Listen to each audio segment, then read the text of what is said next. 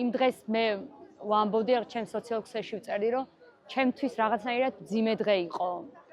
რაღაცნაირად მიუხედავად იმისა, რომ დღესასწაულია და ოკეი, ნაძვის ხე უნდა აინთოს, აი რაღაცნაირად ტრაგიკული დღე იყო ჩემთვის. და რა, ეხლა უცებ შეივსო მოედანი, ჩვენ მანამდე მივედით იქ ადგილზე. ჩვენც ცოტანი ვიყავით, მაგრამ რაღაცნაირად ჭიანჭოლებივით უცებ გავრავდით და ეს ხალხი მომზადებული დროშებით, ყველას რაღაც საერთო მესიჯებით, უცებ ეს ნაძვის ხის ქვედა ტერიტორია შეივსო. ამავდროულად ნელ-ნელა ივსებოდა ჩვენ წინ ხედი, ფონი და ამავდროულად ივსებოდა სცენა, სადაც თბილისიდან ჩამოყვანილი ყავდათ მომღერლები, რომლის ტექსტიც ჯენს თაობამ არ იცის. და მე უკვე გადამავიწყდა იმ დონის სიძველე ჩამოიტანეს. და ყველაზე სატირალი ის იყო, რომ არც ერთი ქუთაისელი მომღერალი, არც მათ შორის არც წამყვანი არ იდგა სცენაზე. ანუ ეგ კი არა, ჩემი ქალაქი, ჩემი ტოლიაო და მეთქი ეს რანაირად შევარჩინოთ. რა მისი ქალაქი, ხო? ქუთაისი, რანაირად მისი ქალაქი. და რაღაც ეს ბრაზი და წყენა ძალიან წინ წამოვიდა, მაგრამ ჩვენ თავარი ბრაზი და წყენა ხელში გვეჭირა, იმიტომ რომ აქ ნაცემი ადამიანების სურათი მქონდა მესიჯად გამოტანილი ყველას.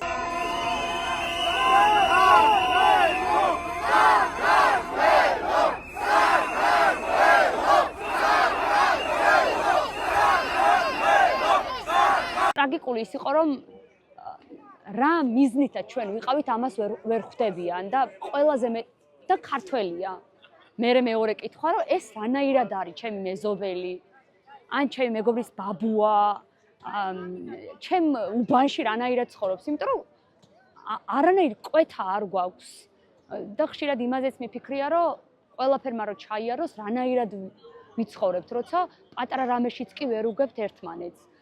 და პატარაც ხო არ არის ის, რომ გეუბნები, რომ ეს ხალხი ნაცემია და ციხეშია და შველა უნდათ მათ მიზეზოდ ვეუბნები და ეგ ხო არ არის პატარა, ეხლა შეიძლება რაღაცა არჩევნები მათ არ აინტერესებთ, მაგრამ ამ ფაქტს რო უჩვენებ და ისინი ამას ვერ ხვდებიან და კიდევ ერთხელ ვამბობ, რომ ქართველია, ეგ იმდენად ეს არის ჩემთვის მძიმე, რომ მაგ დღეს მახსოვს, რომ რაღაც მომენტში მეტირებოდა, რომ ამ ხალხს ხედავდი და ისინი ვერ ხვდებოდნენ, რომ მე იმისთვის კი არ ვიყავი, რომ ვიღაცისთვის ბავშვობა გამექრო და ნაძვის ხე არ ამენთო და წერდნენ მე კომენტარებში და ბავშვებს წაართვეს. ნაძვის ხე უნდა აენთოთ. მე ამას ვიძახი და თბილისში ნაძვის ხე უნდა აინთოს. მაგრამ ის წყენა და ბრაზი არ უნდა აინთო, ანუ არ უნდა ჩაქრეს ჩვენში. და ამ ხალხს ეს წყენა და ბრაზი არ აქვს და ამაზე მტკივა გული, რომ როგორ შეიძლება, რომ ჩემი თანატოლი ცუდ დღეშია და შენ მამის ტოლ ადამიანი ვერ მიგებ ამას. და ჩვენ სხვა განყოფილებაში, განზომილებაში ვიყავით თითქოს, რაღაცნაირი შეგრძნება იყო, ეგეთი არასდროს არ მქონია და ისინი სადღაც ხელები მაღლა, ცეკვა და ჩვენ სევდიანები აქეთ და ძალიან სიმბოლური იყო, რომ 1 2 3 2 1 და ნაძვის ხე აინთო და თითქოს არ ვჩანდი და მარტო ჩვენი ხმა ისმოდა, იმიტომ რომ სტვენდით და აინთო ჩვენი სურათი, რომ ძალიან სევდიანი იყო, რომ აინთო დიდი სურათი, რომ თავისუფლება რეჟიმის პატიმრებს თუ რაღაც ესეთი ყველას რაც გვეჭირა ხელში.